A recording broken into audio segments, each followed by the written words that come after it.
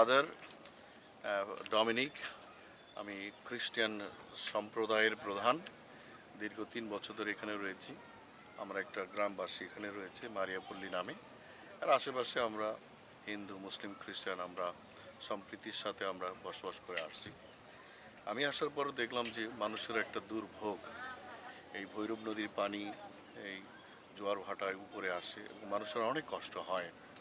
সেটাকে কোনো রকমভাবে সেটাকে কীভাবে উদ্ধার পাওয়া যায়, যার কারণে আমি সরকারি পর্যায়ে অনেক যোগাযোগ করেছি এবং এই প্রয়োজন অনুভব করেছি।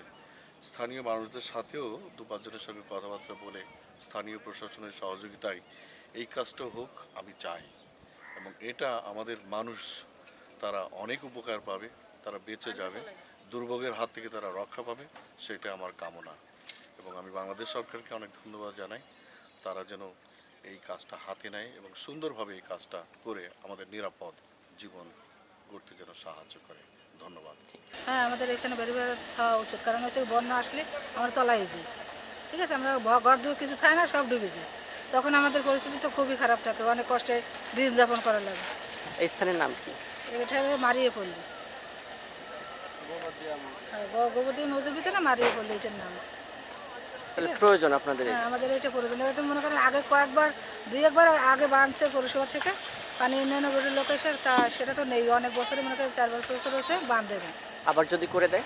আবার যদি করে দেয়, এখন শুধু এদের বানলেই তো হবে না, আমাদের তো একটু সতর্ক থাকতে হবে যাতে আমাদের সাইডটা ভেঙে না যায়, এটা নিজেদের একটু খেয়াল রাখতে হবে। আচ্ছা, এখানে তো অনেক দিন ধরে আপনারা জীবনযাপন করছেন, এখানে আসলে চিত্রটা কেমন? আসলে এখানে চিত্রটা জাস্ট ডুবো চিত্রটা, পানি ওই সময় গড়াই পানি যাবে, জাস্ট হাঁটা চলা যায় না, রাস্তা যাইছিল আগে যায় তার সব ভেঙে গেছে।